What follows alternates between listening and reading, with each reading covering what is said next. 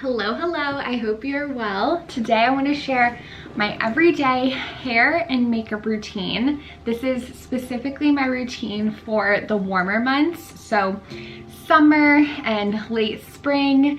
I live in Florida, if you didn't know, so I love to keep things really natural, glowy, sun-kissed, and especially or specifically with my hair, I like to try to capitalize my natural texture and waviness because there's no resisting the Florida humidity. There's no fighting it. So if I try to straighten my hair or even curl it in the warmer, more humid months, it's just gonna immediately go back to the waviness. So I'm gonna share how I do like a nice beach wave using the hair crimper.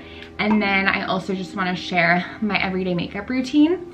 So first things first, the first thing I like to do is I usually do my hair first just because I feel like, I don't know, do you do your hair or makeup first? I feel like I like to do my hair first because sometimes I get a little hot, so I'm like, ugh, if I'm kind of getting sweaty, I don't want the makeup to get all messed up, so that's how I think of it.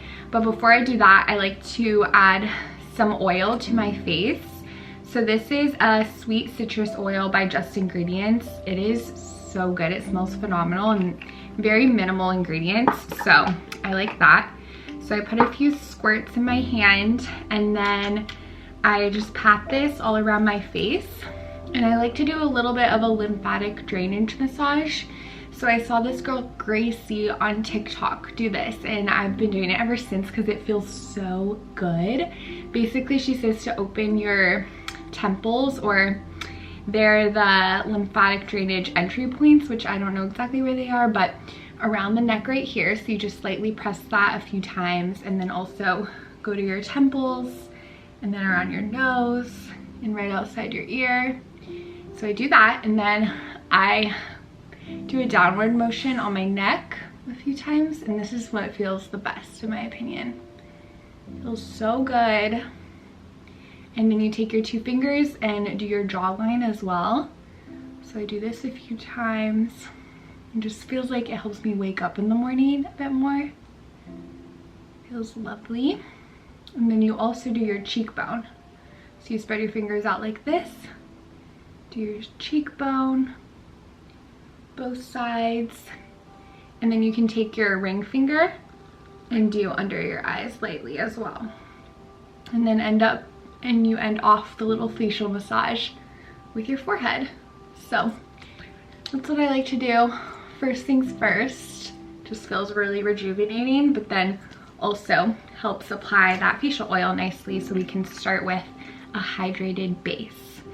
So now for hair, like I said, I like to try to capitalize on my waves. So this is what my hair looks like when I just air dry it. It doesn't have any product in it yet. I do put this in my hair right after I get out of the shower though. So when I have the wet hair, I add this product, and I feel like this has helped a lot. Just kind of take the frizz down a tiny bit. I still have more frizzy hair, but this just helps it stay under control a little bit more.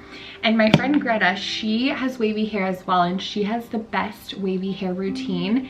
I actually just ordered a hair, I don't have a hair dryer. I always air dry my hair. I don't even have a blow dryer. So I just ordered one actually, and specifically one with a diffuser attachment because she really recommends that to capitalize and just highlight those waves. So I'll link her wavy hair routine too. Even if you feel like you don't have wavy hair, she's convinced me that her routine just really helps bring out those waves in anyone. So I'm gonna try to continue to work on my waves as well.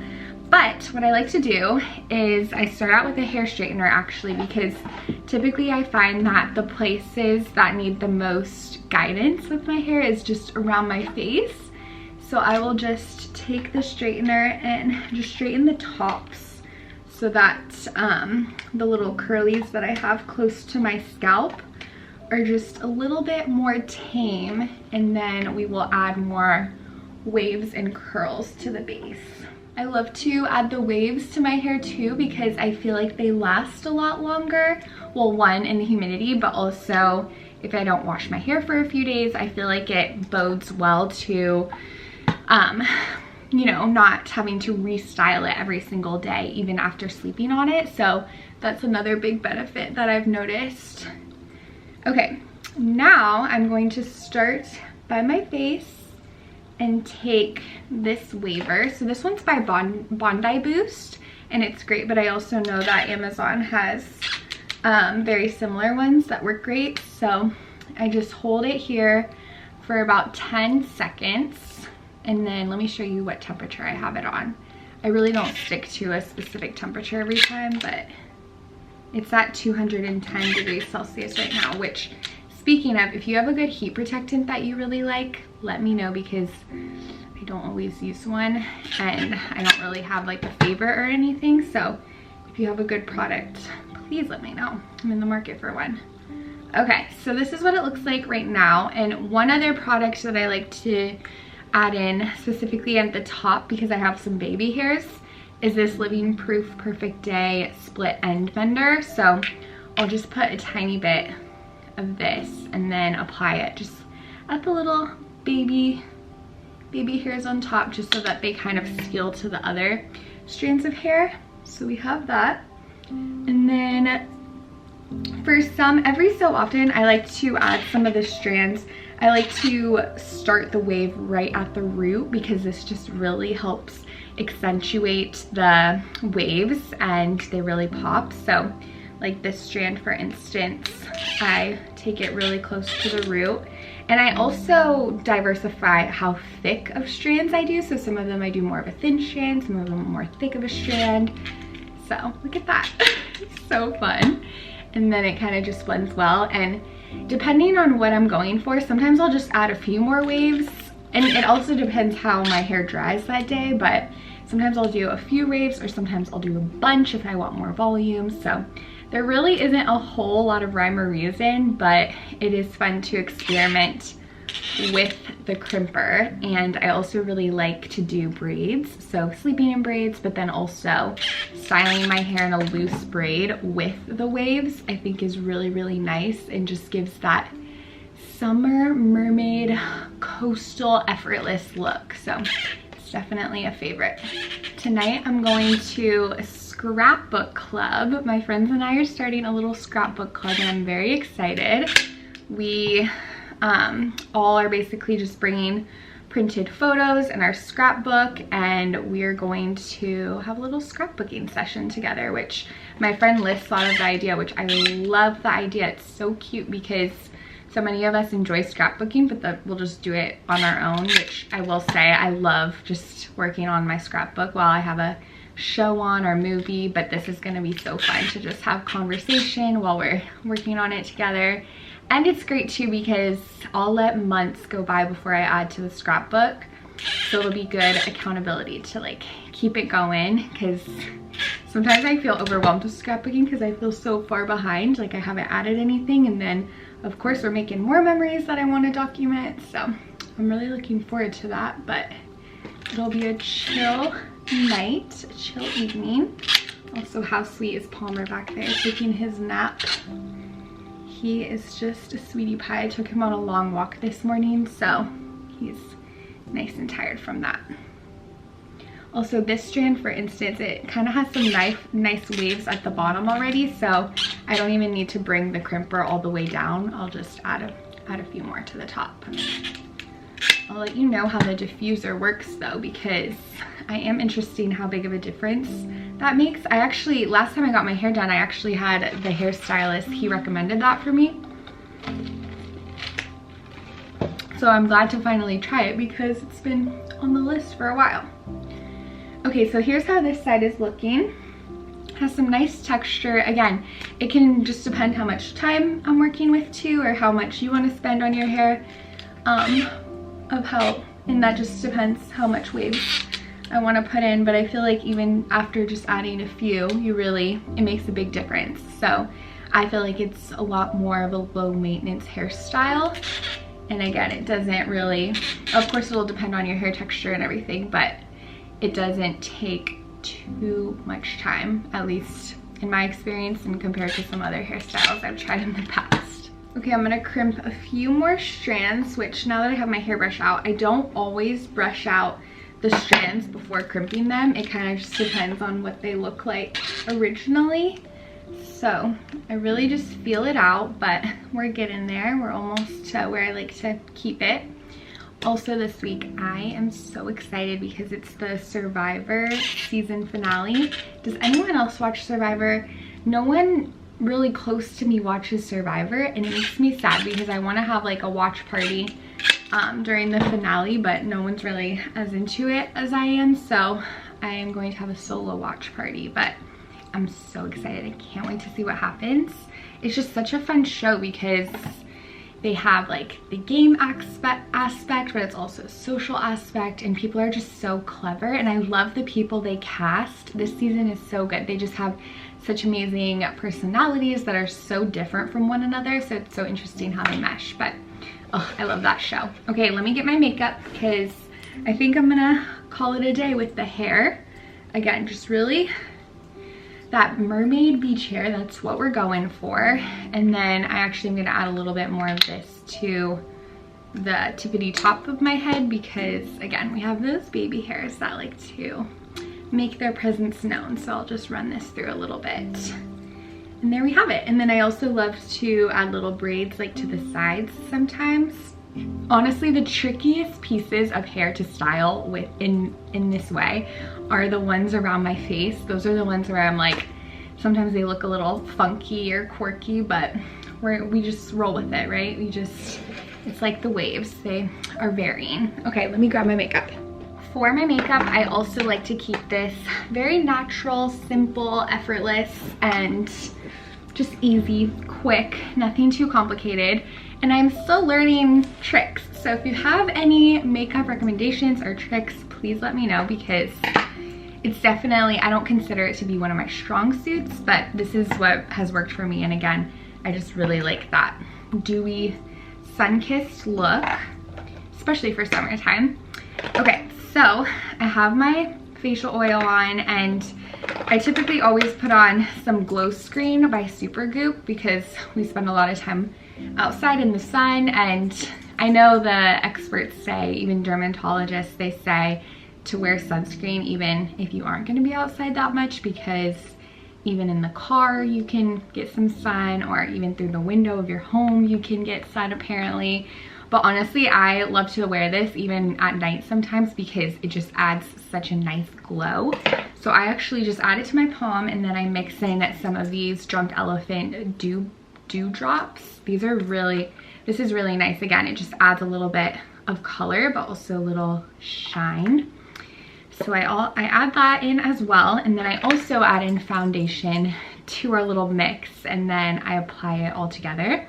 So I really like this foundation. It's the Sephora Best Skin Ever, and I'm in the shade, what is it, 24N, and I like it because it's more affordable option, but I really like the, it's not too heavy, but it's also like a nice coverage, so it's a good middle ground for me. And I just kind of mix it all up on my palm with this sponge. I like this flat sponge. I just feel like it is easier to apply.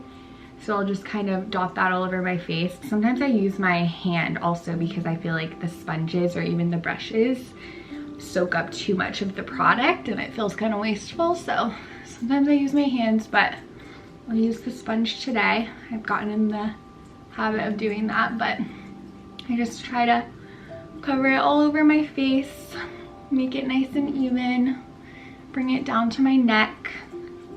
And then someone gave me the recommendation to, once you apply your sunscreen or foundation from your palm, just don't wash the top of your hand, because it's actually good to put or keep the sunscreen on your hand, because it just helps your hands not get sunburnt or get super wrinkly. So I always remember that when I'm doing my makeup.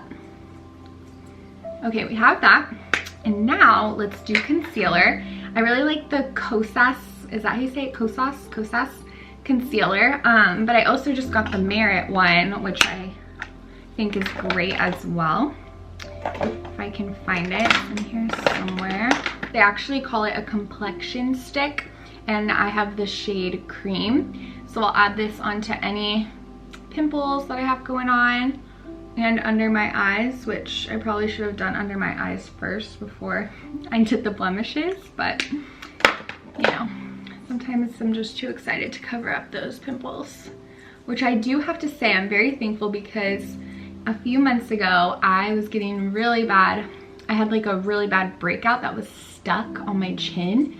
Felt like no matter what I was doing, it just wouldn't get better, but thankfully it's gotten so much better, and I still get them here and there, but it's drastically better. So I'm very thankful, and I'm trying to think like what exactly helped it, but it's so tricky to pinpoint because there's so many factors that go into your skin. I think it's just hormones. I think that's what I can flesh it out to be, because the chin area specifically is known to be, if you get breakouts there, it's usually some kind of hormone fluctuation. Okay, for concealer, I also started using this Merit concealer stick, and it's in the shade Leo. It's a bronze balm. I was using the Charlotte Tilbury one in the past. It's like a little sponge, but I'm pretty much out of it. So I switched to this, and it's hard to say which one I like better. They're both really great. I think I don't know. I love the creaminess of this, but it was really satisfying to have the little dots from the Charlotte Tilbury one. So I don't know. But I apply it in like the standard spots along the jawline too. And then sometimes I'll use the sponge to blend it in, but I also like using this firm brush. So I just kind of set it in, and then I also put bronzer on top of this, powder bronzer, because again, I love that sun-kissed look. One thing I did do that I feel like has just helped my hormone levels a lot in general is I started eating when I have my coffee. So I don't, in the past I used to just have a whole cup of coffee before eating, and I would wait like hours after waking up to eat. But now I eat right away, and then I have my coffee either while I'm eating or after I eat. And as much as I was hesitant to do this because it just didn't sound fun, I love coffee first thing in the morning, I do think it's helped my blood sugar levels, with which I think was a domino effect to help my hormones. So if you're struggling with that and you tend to eat your coffee or drink your coffee first thing, might as well give it a try, because I do think that's made a positive impact. Okay, for bronzer, I actually like do 2 bronzers. Again, I'm really into it. My favorite makeup products are bronzer and blush. I just love to add color. So this is the Kosas. I need to learn how to say this because it's okay. This is in medium golden bronze. It is really pretty. It has that nice shimmer, really, really great. I broke this when it fell, but I like how the compact color is green. I feel like it just is so pretty, the green color with the bronzer, really nice. So I use this brush for it, and I just add it to my forehead and then my cheekbones, and then I'll add a little bit to my neck as well, just more lightly. Kind of blend that in. Also, sometimes I'll add a little bronzer to my chest if I have a shirt where my shoulders and chest are showing. I just think that kind of ties it all together. And then after that, I go in with this Hourglass highlighter. This is a bronzer slash highlighter duo. It's really, really beautiful. And I feel like it's lasted me a really long time. I feel like I've had this for years at this point, which was really great.